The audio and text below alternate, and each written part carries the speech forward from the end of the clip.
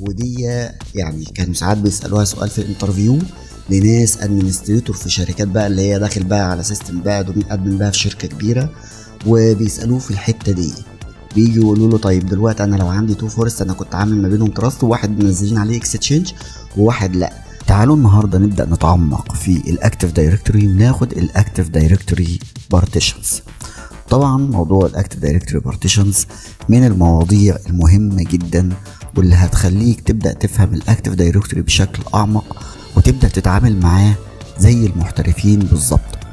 وخلي بالكم في مواضيع هي اللي بتبدأ ان هي تفرق ما بين الادمنستريتور العادي والادمنستريتور المحترف.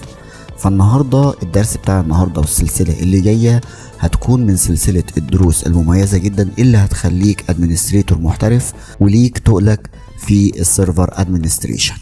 خليكم معانا. Don't you be afraid.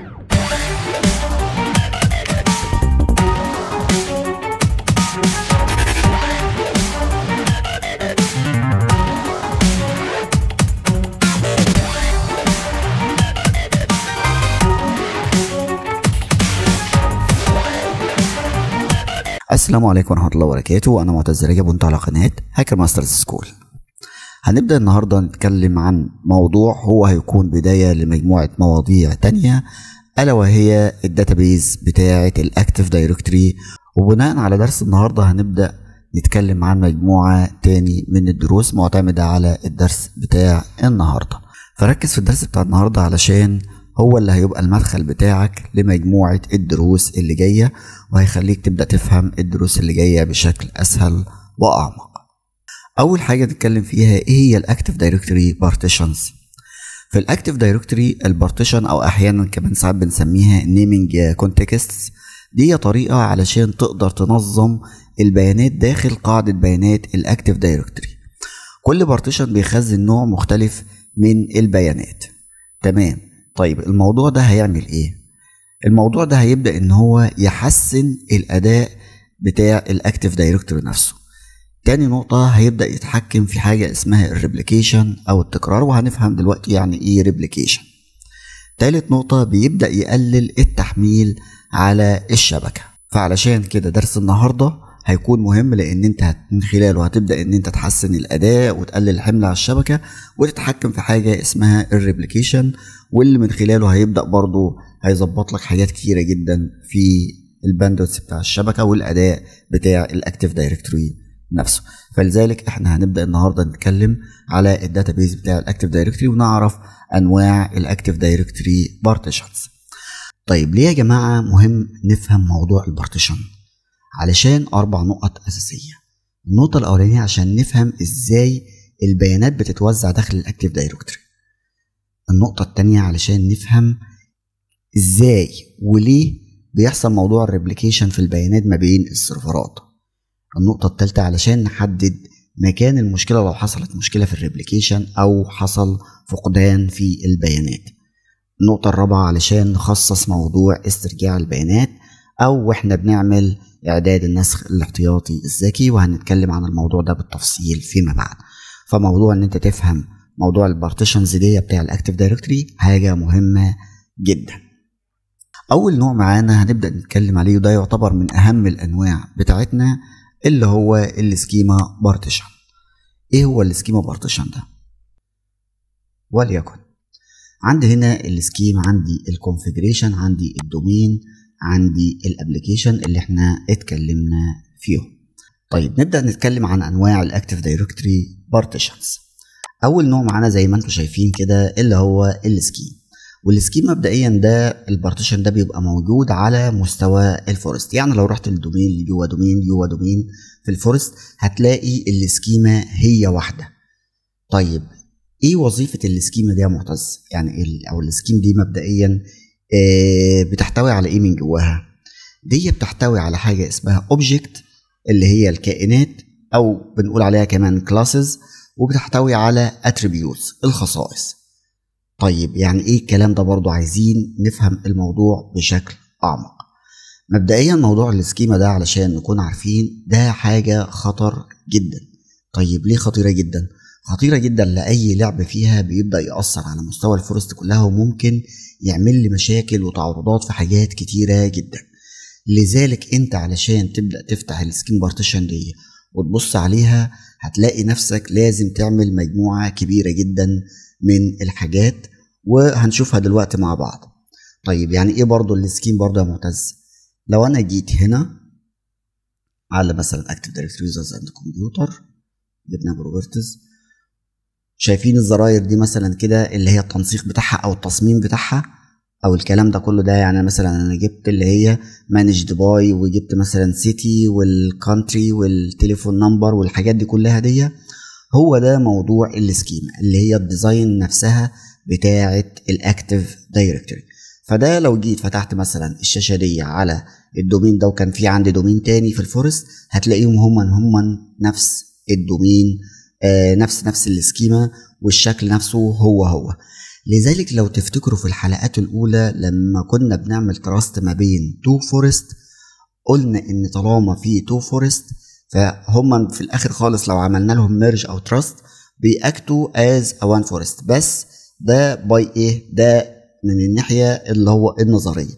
لكن من الناحيه العمليه لو الفورست الاولانيه كان مثلا نزل عليها مثلا وليكن اكستشينج او متغير في السكيما بتاعتها، والفورست الثانيه مش محطوط مثلا فيها اكستشينج، هتدخل هتلاقي الشاشه دي مختلفه ما بين التو فورست اللي معمول ما بينهم تراست وبقوا فورست واحده. ودي يعني كانوا ساعات بيسالوها سؤال في الانترفيو لناس ادمنستريتور في شركات بقى اللي هي داخل بقى على سيستم بقى دومين ادمن بقى في شركه كبيره، وبيسالوه في الحته دي. بيجي يقولوا له طيب دلوقتي انا لو عندي تو فورست انا كنت عامل ما بينهم تراست وواحد منزلين عليه اكستشينج وواحد لا، هل لو فتحت اللي هي الشاشه بتاعه الاتريبيوتس او السكيما بتاعه الفورست الاولانيه اللي كانت معموله تراست هتبقى زي الثانيه؟ هيقول له ايه؟ طبعا على مستوى الفورست هيقول له ده معمول تراست ما بينهم هما الفورست واحده، هيقول له ايوه. لكن فعليا الكلام ده ما بيحصلش. فعشان كده كنا في اول حلقات خالص قلنا لما بيبقى فيه تو فورست وبعمل ما بينهم تراست او ببدا ان انا اخليهم كفورست واحده، السكيما بتفضل مختلفه. لكن على مستوى الفورست لو رحت في اي دومين هتدخل هتلاقي هي الشاشه مفيش فيها اي تغيير خالص. طيب علشان ما نتوهش في الحته دي كده عايزين نفتح السكيما كده ونبص عليها علشان نبقى قفلنا حته السكيما دي مره واحده او محدش يتلخبط فيها. ومبدئيا برضه يا جماعه عايز اقول لكم على معلومه مهمه جدا. السكيما دي مبدئيا يعني نادر جدا ان يحصل فيها تغيير الا لو نزلنا ابلكيشن كبيره وحساسه زي الايه؟ زي الاكستشينج او زي الSCCM. التو ابلكيشن دول بيدخلوا بيعدلوا في السكيما بتاعه الايه؟ بتاعه الدومين. فخلي بالكم. وطبعا كان في تطبيقات تانية طبعا بتأثر في الحاجات دي، وكمان ممكن تقدر ان انت تدخل جواها لو انت راجل ديفلوبر شاطر وتقدر ان انت تأدي الكلام ده وتشتغل فيه وتعمل فيه. لكن دايما موضوع السكيما ده موضوع خطر جدا، ما تلعبش فيه الا لو انت فاهم كويس ايه اللي انت هتعمله. ومش مجرد برضو ان انت تروح تجيب حاجه من على اليوتيوب وتدخل تعملها وخلاص كده، لا خلي بالك من الموضوع ده. لازم لو انت عايز تعمل حاجه زي كده ابدا تست في مثلا انفايرمنت خارجيه الاول، ولو نفعت تبدا ان انت تجرب داخل الانفايرمنت بتاعتك انت. طيب خلينا نأجل حته الدخول السكيما دي في الحته التانية علشان بس نشرح البارتيشنز كلهم الاول، الاربعه بارتيشنز، وبعد كده نشوف احنا هندخل لهم منين او هنعمل فيهم ايه. ده كده اول نوع معانا من البارتيشن، وده من اهم انواع البارتيشنز عندنا اللي هو السكيم، وده زي ما قلنا بيكون على مستوى الفورست. طيب ندخل على تاني واحد معانا اللي هو الكونفيجريشن بارتيشن. الكونفيجريشن بارتيشن ده ايه اللي بيتخزن بقى فيها معتز؟ بيقول لك information about active directory structure، الهيكل بتاع الاكتيف دايركتوري نفسه. يعني ايه معتز؟ وضح لنا برضه. يعني انا مثلا فلنفرض انا شركه هاكر ماسترز اللي احنا بنينا دلوقتي ليها مثلا الفرع الاساسي مثلا في كايرو، وفاتحه فرع مثلا في دبي، وفاتحه فرع في الرياض. فانا لو جيت دخلت جوه هنلاقي مثلا الفروع دي او السيطات دي موجوده كده اللي هو تحت بعض كبناء، وبيوضح لك ان انت عندك 3 سايت مختلفين في 3 فيزيكال لوكيشن، كل واحده فيهم يقول لك اللوكيشن ده هنا واللوكيشن ده هنا واللوكيشن هنا. فموضوع الكونفيجريشن ده يا جماعه مربوطه بالفيزيكال لوكيشن بتاع الاكتيف دايركتوري خالص، لان انا وارد جدا ان انا ابقى عامل مثلا دومين كنترولر وعامل مثلا اديشنال ليه وعامل اديشنال في حته تانية، بحيث ان الدنيا تبدا تبقى اسهل معانا. وهنفهم النهارده باذن الله، يعني ممكن بعد الدرس ده كده لو اتاح لنا الفرصه او الوقت كان سامح لينا هنبدا نبني اديشنال دومين كنترولر علشان نفهم الحته دي بالظبط. فاحنا بس لازم نفهم ال4 بارتيشن الاول، كل بارتيشن بيتخزن فيه ايه وايه وظيفته، علشان بعد كده لما نيجي ندخل على الجزئيات اللي بعدها نكون فاهمين الحاجه دي بشكل جيد. وطبعا زي ما انتم شايفين هنا برضو الكونفيجريشن دي بتكون على مستوى الفورست، واخدين بالكم؟ ادي الفورست اهي السكيم والكونفيجريشن، تمام؟ دول كده اول 2 بارتيشنز معانا. ندخل بقى على الدومين بارتيشن. الدومين بارتيشن ده اللي بيتخزن فيه ايه؟ بيتخزن فيه بيقول لك سبيسيفيك اوبجكتس، زي مين؟ زي موضوع اليوزرز والكمبيوترز اللي احنا كنا بنتكلم فيهم قبل كده. فهي هنا اصلا في الاكتيف دايركتوري يوزرز اند كمبيوترز بيتم حفظ الاوبجكت دي او الحاجات دي فيها. يعني لما تيجي هنا تدخل في كمبيوترز، تدخل في يوزرز، كل الجروبز دي والكمبيوتر واليوزرز دي يعتبر اوبجكت. وناخد بالنا من نقطه ان ال4 بارتيشن دول متخزنين فين؟ فاكرين لما كنا اتكلمنا على هنا في على الان تي دي اس، لما جينا هنا في السي ويندوز ان تي دي اس، واخدين بالكم الان تي دي اس دوت ديت ده هو ده اللي جواه ال4 بارتيشنز دول، او متخزن جواه ال4 بارتيشنز دول. فكل الحاجات دول متخزنين فين؟ متخزنين في الان تي دي اس. فكده اتكلمنا على اول نوعيه السكيم، وقلنا ان السكيمه دي يعتبر الديزاين بتاع الدومين نفسه. اما الكونفيجريشن دي فهي خاصه بالسايتس او الاستراكشر او البناء بتاع الاكتيف دايركتوري. وادي الدومين اللي هو جواه الاوبجكت زي اليوزرز، الكمبيوترز والجروبز والحاجات دي كلها دي من ضمن الدومين، ودي مبدئيا بتكون على مستوى الدومين. طيب اخر واحده بالنسبه لنا، اخر واحده اللي هي الابلكيشن. وناخد بالنا ان الابلكيشن دي اوبشنال، يعني انت ممكن لو جيت مثلا في بعض الصور تيجي تقول لك ان الاساسي اصلا بس هما السكيم والكونفيجريشن والدومين، لكن بما ان الابلكيشن ليها دور مهم جدا زي مين؟ زي الدي ان اس يا جماعه. وطبعا هنتكلم عن موضوع الدي ان اس ده طبعا في محاضرات مثلا جايه باذن الله ونعرف ايه مهمته. طبعا ده بيبدا ان هو يتحط فيه كل المعلومات الخاصه بالابلكيشن الموجوده على الدومين. ده كده شرح نظري كده مبسط. تعالوا بقى نبدا ندخل نشوف الشرح العملي للمواضيع دي، وبنجيب كل نوع من انواع البارتيشنز دي منين، وبنبدا نبص جواها ونشوف نقدر نإيديت فيها ازاي. نبدا باول واحد السكيما بارتيشن. عرفنا ان السكيما بارتيشن ده من اخطر الانواع اللي موجوده في البارتيشنز اللي موجوده في الدومين كنترولر، لذلك مايكروسوفت بدأ ان هي تخفيه علشان مش اي حد يعرف يوصل له. لو انتوا تفتكروا مثلا في الموبايل لما مثلا بنيجي بنلاقي فيه اللي هي ديفلوبر اوبشنز، او اللي هي التطبيقات اللي هي المطور، او الترجمه بتاعتها مش فاكر كانت ايه بالظبط بالعربي، بس في الديفلوبر اوبشن دي علشان تفعلها لازم مش عارف يقول لك تضغط 10 كليكات والكلام ده علشان تقدر تدخل جواها، لان اي تعديلات فيها بتبدا تافكت في حاجات جامده جدا وممكن تبوظ حاجه لو انت مش عارف ازاي تتعامل معاها. تعالوا كده نبدا ندخل جواها ونشوف هنعملها ازاي. نبدا باول واحد الاكتيف دايركتوري سكيم كونسول. ده بنبدا نفتحه ازاي؟ ده قال لك علشان تفتحه لازم في مجموعه من الاوامر بتبدا ان انت تنفذها الاول. يعني ايه؟ بتبدا الاول تفتح مين؟ تفتح كده مثلا الباور شيل عندك وتكتب reg svr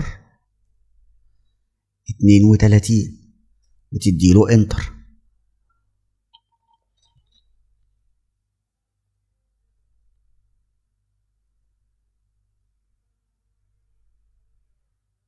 سوري احنا كتبنا حاجه نسينا الام هنا كده وندوس له انتر. تمام. قال لك ايه؟ قال لك ان اللي هي دي ريجستري سيرفر ان سكيم دي ال سكسيدد، ونقول له اوكي. تمام. دي كده الخطوه الاولانيه. بعد كده بقى نروح فاتحين مين؟ الرن، ونكتب فيه MMC ونقول اوكي. يعني هنفتحها من خلال الايه؟ هنفتحها من خلال MMC، مش هنلاقي لها اللي هو جيو انترفيس اللي هو من بره علشان نبدا ان احنا نفتحها فيه. هتقول اد اور ريموف سناب ان، هتلاقي الاكتيف دايركتوري سكيم بدات تظهر معاك. هتقول له اد، سوري احنا عملنا اد مرتين، وتقول له اوكي. ادي الاكتيف دايركتوري اهي. لو جينا عملنا كده ادي الكلاسز وادي الاتريبيوتس اللي احنا بنتكلم فيهم. ادي كل دي كلاسز طبعا بقى، يوزرز، كمبيوتر، كل حاجه هنا. وادي الاتريبيوتس او الخصائص بتاعه كل حاجه. يعني ده عندك في الكلاسز اليوزرز هي، ودي الاتريبيوتس. يعني لو جينا احنا بقى غيرنا بقى وعملنا شويه حاجات هنا، ممكن تبص تلاقي الدومين كله حصل فيه مشاكل وحصلت كميه كوارث والدنيا ضربت معانا. فزي ما بنتكلم مش عايزين نلعب في الحته دي غير لما نكون فاهمين. طيب ادينا معتز مثال كده عشان نفهم بيه الموضوع ده برضو بشكل اعمق شويه. هقول لك هنفترض مع بعض ان احنا معانا الابليكيشن بتاع اوبر نفسه، اللي احنا طبعا بنحجز من عليه الرحلات والكلام ده. لو انت فتحت الابليكيشن بتشوف طبعا انواع مختلفه من اليوزرز او المستخدمين.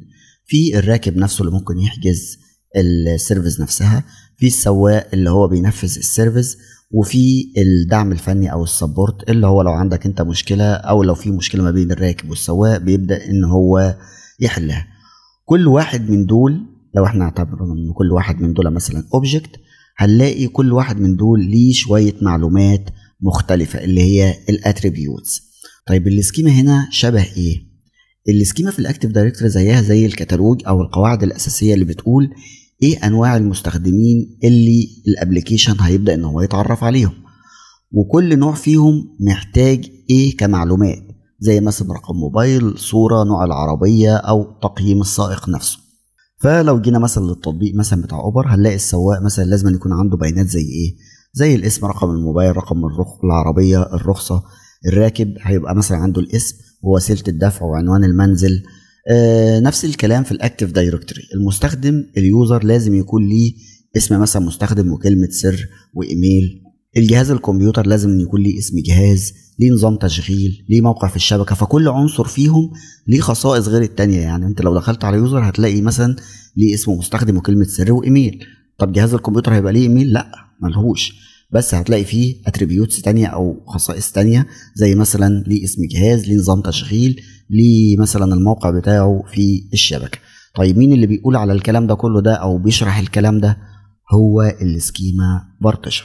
وطبعا موضوع السكيما زي ما قلنا مهم جدا علشان بيتنسخ لكل الدومين كنترولرز اللي في الشبكه. لو اتعدل غلط ممكن يبقى زي ما تكون كده بوظت الكتالوج بتاع التطبيق كله وتسبب مشاكل في الاكتيف دايركتوري كله. طيب ادينا معتز مثال كده على اشهر حاجه انا ممكن اصطدم بيها في الشركات في الحته دي بالذات، علشان برضو لو طلبت مني الاقيها. انت بتكلمنا ان انت هتخلينا ناس ادمنستريتور شاطرين.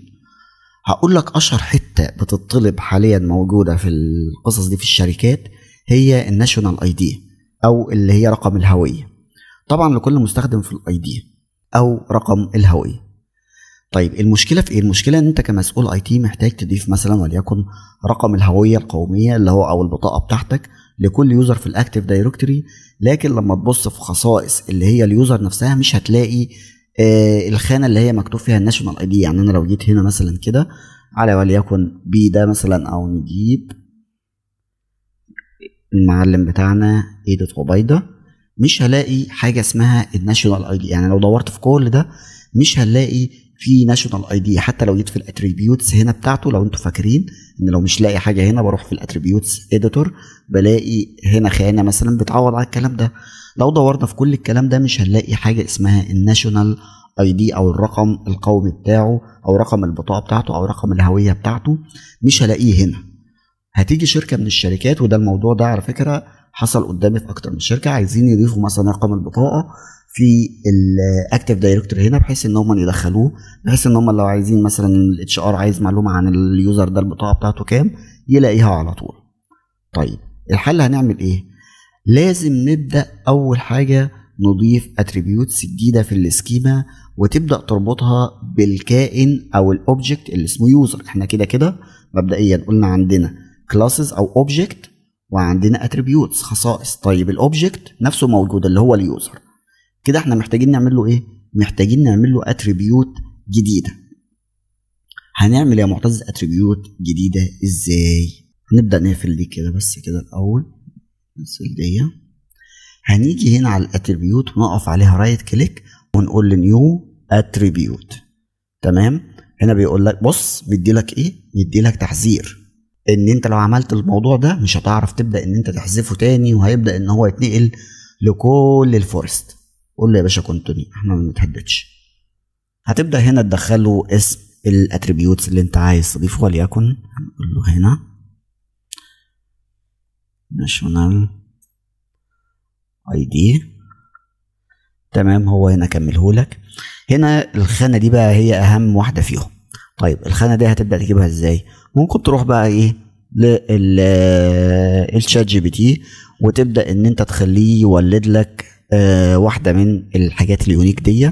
بس في امر كده هبقى اسيبه لكم، لازم تتاكد ان الرقم اللي هو اداهولك ده مش موجود عندك اوريدي فين في الاتريبيوتس او في السكيما بتاعتك، علشان ما يعملش تعارض مع حته تاني، وبعد كده تقدر ان انت تعمله. اما انت بقى لو مؤسسه كبيره وانت بقى فاتح الدنيا على الانترنت والكلام ده، فلازم تطلب واحد من الايانا علشان يديهولك علشان تبدا ان انت تعمله. ده طبعا يعني نادر جدا ما انت هتستخدمه.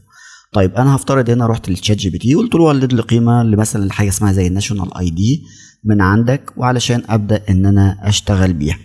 تمام، هيبدأ مثلا يقول لك 1.3.6 1.1.1.5.1.100 وليكن. تمام، ديسكريبشن تقدر تديله اي ديسكريبشن، ممكن مثلا national ID for employee اي حاجه بقى. طيب نوع او الساينتكس دي ايه؟ هو ده عباره عن الرقم القومي، فده مثلا هنقول عليه مثلا وليكن numeric string او حاجه اللي هي يعتبر رقمي. المينيمم كام والماكسيمم كام؟ الماكسيمم وليكن هنخليه 14، وبعد كده تقول له اوكي. تمام كده هو ضاف لك ايه؟ بدأ يضيف لك الناشونال اي دي في الاتريبيوتس عادي جدا. كده احنا عملنا اتريبيوتس. طيب الاتريبيوتس ده المفروض بعد كده نبدأ نعمله ايه بقى؟ نبدأ نربطه باليوزر اللي احنا هناخده. يعني انا دلوقتي عايز الناشونال اي دي ده هو موجود هنا في الاتريبيوتس، بس مش مربوط باي اوبجكت موجود معايا هنا، لان انت ممكن تعمل مثلا اتريبيوتس علشان تبدأ تضيفه له الكمبيوتر، ولكن انت عايز تبدا مثلا تضيف السيريال نمبر بتاع كل جهاز كمبيوتر مثلا اليوزر ده مدخله، فانا عايز ابدا احط الكلام ده في الاكتيف دايركتوري، فاقدر ان انا اعمل له اللي هي اتريبيوتس اللي هي باسم السيريال نمبر او الموديل او الكلام ده. مثلا فلنفرض عندي مثلا لابتوبات وعايز ابدا ادخل مثلا الموديل، هعمل لها اتريبيوتس، سيريال نمبر هعمل لها اتريبيوتس، الفيرجن هعمل له اتريبيوتس، كل الكلام ده هبدا ان انا اعمل له اتريبيوتس وابدا اربطها بمين بقى؟ بالكمبيوتر مش باليوزر. طيب انا دلوقتي خلاص عملت الاتريبيوت ده لمين؟ الناشونال اي دي او البطاقه دي خاصه بالمستخدم، فهبدا اربطها مع مين؟ هبدا اربطها مع المستخدم. طيب هربطها مع المستخدم ازاي؟ هنروح لليوزر، هنعمل عليه رايت كليك وهنقول له بروبرتيز، هنروح لاتريبيوتس، هنبدا نقول له ادي دي الاتريبيوتس وكده، هنبدا نقول له اد، وهنبدا ندور على مين؟ هنكتب حرف الان كده، ادي الناشونال اي دي اهو اللي احنا عملناه، دبل كليك ابلاي. هنا بيقول لك الكونسول مفتوح او حاجه زي كده، عاد بتقول له اوكي هنا كده. احنا عاملين كل حاجه تمام، اوكي مفيش حاجه، تمام الدنيا اشتغلت تمام مفيش مشكله. وسعات تهنيجه كده بسيطه. كده احنا خلصنا ايه اليوزر. تعالوا بقى نروح كده على اكتيف دايركتوري يوزرز اند كمبيوتر، ندي ريفرشايه كده جميله ونروح لايديت عبيده ده، نقول له بروبرتيز ونروح على الاتريبيوتس بتاعته. تعالوا كده نبص على الاتريبيوتس بتاعته، ندوس على الان كده.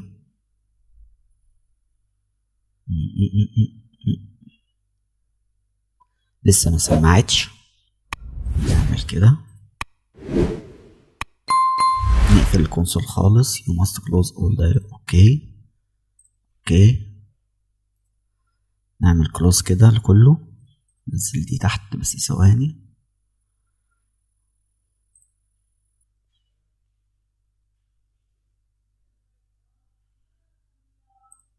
ريفرش، نروح تاني على بروبرتيز، نروح على اتريبيوتس.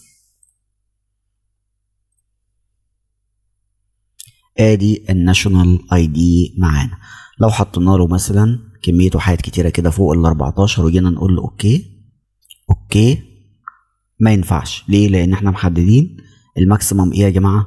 الماكسيمم 14. واخدين بالكم من الدقه ماشيه ازاي؟ فانت هتحط له مثلا وليكن ادي ده كده ولا كده اقل. اوكي قبل معانا حطينا كده، يبقى كده ضفنا الناشونال اي دي لمين؟ لايه دوت عبيده. واي يوزر عايزين نضيف له الناشونال اي دي بتاعه بنبدا ان احنا نضيفه. الموضوع ده متكرر وفي شركات كتيره جدا بتطلبه، علشان كده احنا خدناه كمثال عملي معانا في درس النهارده. تعالوا كده نبدا نروح عند واحد تاني. نروح دلوقتي على موضوع الكونفيجريشن. الكونفيجريشن ده قلنا الاستراكشر بتاع مين؟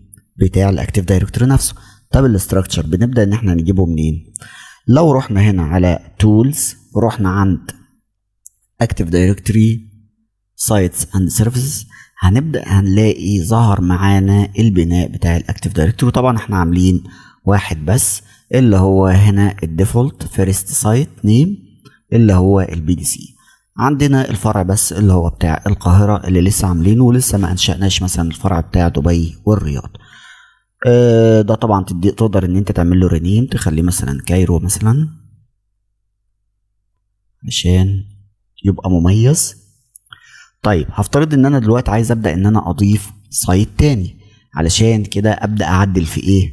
ابدا اعدل في الكونفيجريشن اللي هي دي. المفروض ان انا لو انا عايز ابدا اضيف سايت تاني بقف عند سايت هنا كده وبقول له نيو سايت. السايت الجديد اللي انت عايز تعمله ده يا معتز اسمه ايه؟ اسمه وليكن هنا تو دبي مثلا. تمام. طيب هنا الاي بي بتاعه مثلا او الديفولت اي بي بتاعه ايه؟ ديفولت اي بي، ونقول له ادي السايت بتاعنا تاني اتعمل. طيب انا دلوقتي لو السايتات دي بقى شغاله وعملت سايت تاني وسايت تالت وسايت رابع، ورحت دخلت عند اكتيف دايركتوري وعملت اللي هو دومين كنترولر على كل اللي هي في السايتات دي، هنبدا لو دخلنا عليهم هنلاقي كل الاستراكشر ده بدا يبقى موجود على مستوى ايه؟ مستوى الفورست. يعني على مستوى الفورست هنلاقي السكيما والكونفيجريشن موجودين. دي نقطة لازم تكون فاهمها لأن دي أسئلة انترفيوهات يا جماعة، فلازم تركز عليها. السكيما والكونفيجريشن دول موجودة على مستوى الفورست، واحنا دلوقتي بالشرح العملي بنعرف ليه. فأنت لو رحت في كايرو ووقفت على الدومين كنترولر وجبت اكتيف دايركتوري مثلا سايتس اند سيرفيس هتلاقي الشكل ده. طيب رحت في القاهرة هتلاقي الشكل ده. طب رحت في الرياض هتلاقي الشكل ده.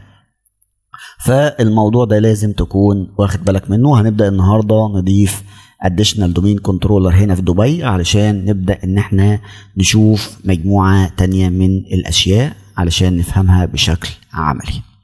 طب هتقول لي يا معتز دلوقتي ما انا ممكن كنت ابدا ان انا مثلا لما اعمل additional domain controller، قلت لنا قبل كده ان احنا نقدر ان احنا نعمل additional domain controller في نفس السايت ده مثلا بتاع كايرو. هقول لك تعالى بقى نشرح حته مهمه جدا. طيب انا لما ابدا دلوقتي اضيف additional domain controller في الدومين مثلا بتاعي، انا عندي مثلا وليكن ادي كايرو وادي دبي. ده هنا قلنا ان بيمثل موقع جغرافي مختلف عن دبي، يعني القاهره دي في حته ودبي دي في حته. طيب انا ممكن ليه اعمل additional domain controller في القاهره وليه ممكن اعمله في دبي؟ قال لك احنا ممكن لما بنيجي مثلا فلنفترض مثلا احنا ما عندناش غير هو شركه واحده بس في القاهره، وعايز ابدا اضيف اديشنال دومين كنترولر. ايه الاسباب اللي تخلينا نضيف اديشنال دومين كنترولر؟ قال لك مثلا فافترض مثلا معاك ان في ضغط كبير جدا على البي دي سي. طيب البي دي سي مش ملاحق على الطلبات، فبروح اعمل الاديشنال معايا علشان يبدا يخف الضغط على البي دي سي. دي نقطه. النقطه الثانيه هاي افيلابيلتي.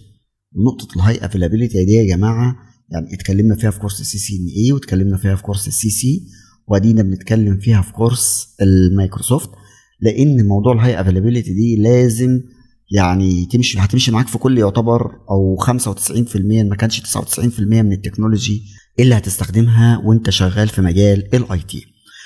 لما بضيف مثلا اديشنال دومين كنترولر هنا علشان ابدا ان انا ادعم الهاي افيلابيلتي هنا واخلي اللود مثلا ممكن متوزع على اكتر من دومين كنترولر، ولو دومين كنترولر وقع بيكون في واحد تاني بيبدا ان هو يدعم الشبكه دي لحد ما البرايمري دومين كنترولر يقوم مثلا تاني.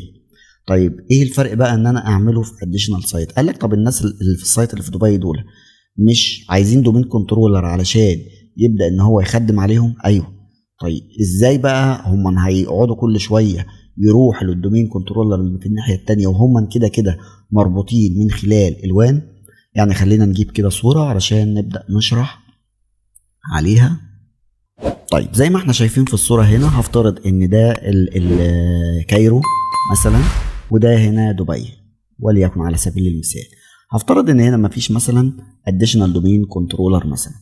طيب لو انا عندي هنا 100 جهاز، هل ال 100 جهاز دول كل شويه علشان يعملوا اوثنتيكيشن يروحوا خلال الانترنت ويستهلكوا كميه باندويث قويه جدا علشان يروحوا يتاكدوا بس ان اليوزر نيم والباسورد صحيح ولا لا؟ طبعا الموضوع ده هيعمل لود جامد جدا على الشبكه بتاعتك. قال لك طيب ليه ما نعملش واحد مساعد للبي دي سي ده ونخليه موجود هنا بحيث ان هو يبدا يخدم على اليوزرز دي، ونخلي الداتا دي لحاجات تانية اهم. يعني نخلي الباندويث دي لمثلا ARP سيستم ما ينفعش ان هو يبقى موجود مثلا هنا، نخليه بس موجود هنا ونوفر له الداتا دي او الباندويث دي نوفرها للعمليات التانية. والموضوع ده مبدئيا برضو مش هيكلف عليا حاجه كتير، ده هو حته جهاز سيرفر هجيبه هرمي عليه اللي هو ويندوز سيرفر بلايسنس وخلاص كده خلصت القصه. هخليه اديشنال وده اللي باذن الله هناخده بعد شويه، فهيبدا يوفر معايا حاجات كتيره جدا. طب الموضوع ده ممكن يعمل ايه يا معتز؟ الموضوع ده هيبدا يحسن سرعه وكفاءه موضوع الريبليكيشن، دي نقطه. تاني حاجه هيبدا يحسن من موضوع الاوثنتيكيشن بحيث ان كل مستخدم يستخدم اقرب دومين كنترولر هو جنبه. يعني ده بدل ما الجهاز ده بدل ما يروح يعمل اوثنتيكيشن من خلال الجهاز ده، طب ما هو واحد لازق فيه على طول اهو، ما يعمل منه اوثنتيكيشن باللان بسرعه اللان العاديه، واحنا عارفين ان سرعه اللان بتبقى اقوى بكتير جدا من سرعه الوان. فالموضوع ده هيسهل حاجات كتيره جدا.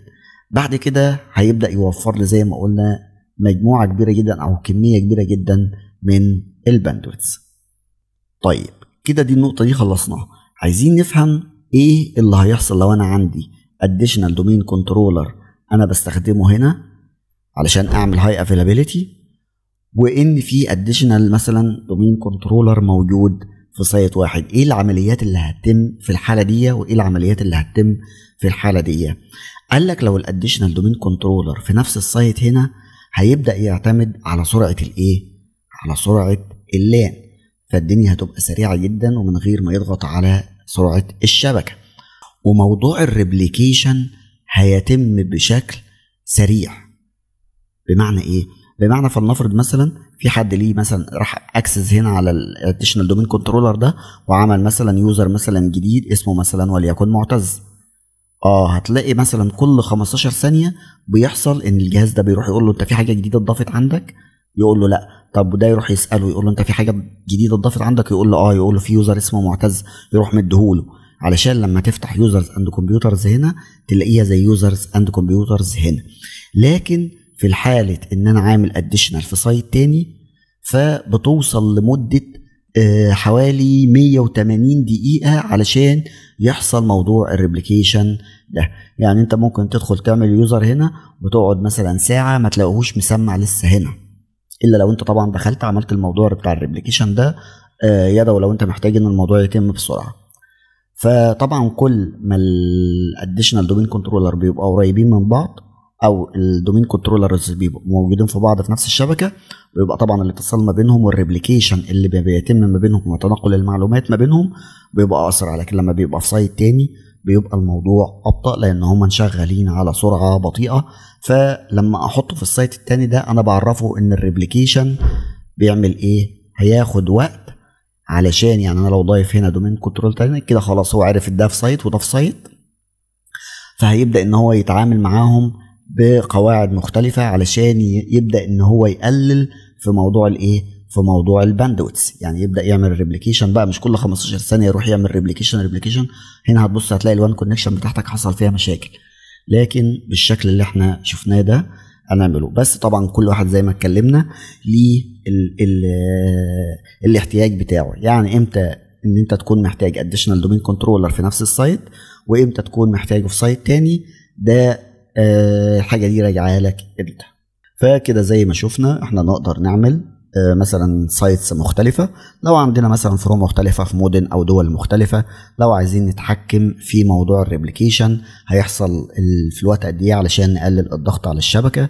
ثالث نقطة كمان علشان نبدأ نضمن إن كل موظف بيتصل بأقرب دومين كنترولر ليه، فده بيعمل أداء سريع وبيدي أمان عالي. وطبعا لو انت عندك برضو احتياج لعملية فصل إداري أو تنظيم على حسب المواقع، أنا عايز كل موقع يبدأ يعتمد على ديفايسز معينة، لأن مثلا موقع مثلا يكون فيه مثلا السكيورتي أقل من موقع تاني أو كده، فأنت مش عايز تصرف عليه as a security solutions. فبتبدأ إن أنت تفصل ما بينهم حاجة اسمها administration isolation، او بتبدا تعمل زي تنظيم او فصل اداري علشان تبدا كل موقع تبقى محدد له هو يتحرك ازاي او ايه العمليات اللي تتم جواه. طيب في النهايه بقى علشان نقفل بقى الحته دي بتاعت السايتس، في شويه ملاحظات مهمه. ان السايتس يا جماعه ما بتاثرش على الدومين نفسه، لان هم كلهم تحت نفس الدومين، لكن بتبدا ان هي تاثر على ازاي وامتى بتتم العمليات ما بينهم. دي نقطة لازم تكون فاهمها. الملاحظة التانية، لازم تتأكد ان كل سبنت مربوطة بالسايت الصحيح علشان الدومين كنترولر يتوزع بشكل سليم. ثالث ملاحظة معانا، الريبليكيشن داخل نفس السايت بتعتبر حاجة اسمها انترا سايت ريبليكيشن، ودي بتكون سريعة. لكن الريبليكيشن اللي بيتم ما بين سايتات اللي هي بعيدة عن بعض ده بنقول عليه انتر سايت ريبليكيشن، ودي طبعا لازم تبقى حاكمها شوية علشان ما تأثرش على الباندويتس بتاعتك. كده احنا خلصنا يعتبر أصعب زي ما بيقولوا كده تو بارتيشن عندنا. تعالوا بقى ناخد الجزئية اللذيذة عندنا، الدومين والابليكيشن، عشان نكون خلصنا الاكتيف دايركتوري بارتيشنز ونكون فهمناهم بشكل جيد جدا. تالت نقطة معانا هنا هتكون موضوع الدومين بارتيشن. الدومين ده بارتيشن بيكون على مستوى ايه يا جماعه؟ على مستوى الدومين. طيب الدومين بارتيشن ده عباره عن مين؟ عباره عن الشاشه دي كده اهي، دي بنقدر ان احنا نفتح اكتيف دايركتوري يوزرز ات كمبيوترز علشان نبدا نتفرج على الدومين بارتيشن. كل البيانات دي اللي موجوده هنا هي موضوع الدومين بارتيشن. ولو عايز تبدا تجيبها من رن بتكتب لها dsa.msc، بتبدا برضو تفتح معاك نفس الشاشه. طيب نبدأ نروح لآخر جزئية معانا للابليكيشن. طبعا الجزئية دي بيبدأ يتخزن فيها الانفورميشن about applications، ومن أشهر الابليكيشنز اللي موجودة معانا طبعا DNS. وعلشان أبدأ إن أنا أشوف الموضوع ده المفروض إن أنا باجي هنا كده على DNS tools وبفتح DNS. فهنا دي يعتبر، وعلى فكرة موضوع الابليكيشن ده زي ما قلنا بيكون اختياري او يعتبر اديشنال. يعني ايه اديشنال؟ يعني انا ممكن الاقي فيه دومين مثلا ما لهوش دومين كنترولر مثلا اديشنال مش موجود عليه DNS، فمش هتلاقي عليه البارتيشن ده او الجزئية دي. طيب علشان كده موضوع برضو الريبليكيشن او الحاجات دي بتكون على مجموعة معينة بس، او مش كل الدومينز، على الدومينز اللي بتبقى محتاجاها او بتبقى متسطبة عليها. ادي الريكوردز اهي زي ما احنا شايفين، مثلا الريكورد بتاعت البي دي سي، الاتش ار، الاي سي سي، كل الداتا دي اللي موجوده في نفس الملف اللي احنا كنا شاورنا عليه قبل كده اللي هو ال ntds.dat كجزء رابع من الداتا اللي موجوده بتاعت الاكتيف دايركتوري بارتيشنز. فطبعا ده علشان اول دومين كنترولر بينزل معاه الدي ان اس وبينزل معاه كل الريكوردز والحاجات دي. كل ما بيجي الجهاز بيعمل جوين بيبدا ان هو يسجل نفسه هنا في الدي ان اس علشان يبدا. حتى البي دي سي نفسه لازم يكون متسجل عشان لو اي حد سأل عليه يلاقيه موجود ويبدا ان هو يديله. هو الدي ان اس طبعا اللي بيعمل ريزولفنج، وهناخد فيه باذن الله مجموعه دروس قويه جدا باذن الله في خلال الكورس. طيب نيجي بقى لختام الحلقه بتاعتنا. هنعمل بس مقارنه سريعه كده ما بين الاربع انواع على طول. طبعا اتكلمنا على الداتابيز بتاعه الاكتيف دايركتوري، عرفنا ان فيها السكيما، عرفنا فيها كونفيجريشن والدومين والابلكيشن زي اللي خدناه او شفناه في الصوره دي كده. طبعا بالنسبه لموضوع السكيم بتكون موجوده فيها الكلاسز والاتريبيوتس، اما بالنسبه للكونفيجريشن بيبقى فيها الهيكل او الاستراكشر بتاع الاكتيف دايركتوري والسايتس اللي بتبقى موجوده فيها. بالنسبه لموضوع الدومين بيكون فيها مثلا اليوزرز والجروب والكمبيوترز. بالنسبه للابلكيشنز ده اوبشنال او اختياري، ممكن يكون في سيرفر بيحتوي على مثلا الدي ان اس وفي سيرفر لا، فده ممكن يكون موجود او ممكن ما يكونش موجود. طيب ايه الجديد بقى معتز في 2025 بالنسبه لموضوع الاكتيف دايركتوري بارتيشنز؟ اول حاجه حصلت تحديثات وتحسينات مهمه جدا، زي تحسينات في موضوع الريبليكيشن بيرفورمانس. الويندوز سيرفر 2025 بيقدم خوارزميات محسنه لعمليه الدومين كنترولر ريبليكيشن، خاصه في الانفايرمنت الكبيره، وده طبعا بيقلل من استهلاك الشبكه وبيسرع عمليه السنكرونايزيشن او التزامن. تاني حاجه معانا في تحسينات في الادمن كونسول، وتم دمج وتحسين ادوات زي السيرفر مانجر والاكتيف دايركتوري ادمن سنتر علشان تكون اسرع واكثر للاستجابه. وطبعا في بعض الادوات بدات ان هي تعرض زي تنبيهات خاصه بالمشكلات بتاعه البارتيشنز بشكل افضل. ثالث نقطه معانا بدات تقدم دعم اوسع لموضوع الابلكيشن بارتيشنز في الخدمات مثل الدي ان اس والاكستشينج هايبريد. ده طبعا بيسهل الاعداد بتاع الابلكيشن بارتيشن من غير الحاجه لتدخل الباور شيل زي الاصدارات اللي فاتت. يعني انت بالنسبه لك جيو انترفيس بيبدا ان هو يغنيك في الفيرجن ده عن حاجات كتيره جدا كنت المفروض تعملها بالباور شيل في الاصدارات اللي فاتت. رابع نقطه طبعا ودايما دي اللي بتبقى موجوده في معظم الدروس، اللي هي بتعمل تكامل مع الايجور اي دي بشكل اكتر سلاسه. لو عجبتك الحلقه دعمنا باللايك الجميل وفعل سر الجرس علشان يوصلك كل جديد، وما تنساناش برضو من صالح دعاكم. اشوفكم الحلقه الجايه على خير، والسلام عليكم ورحمه الله وبركاته.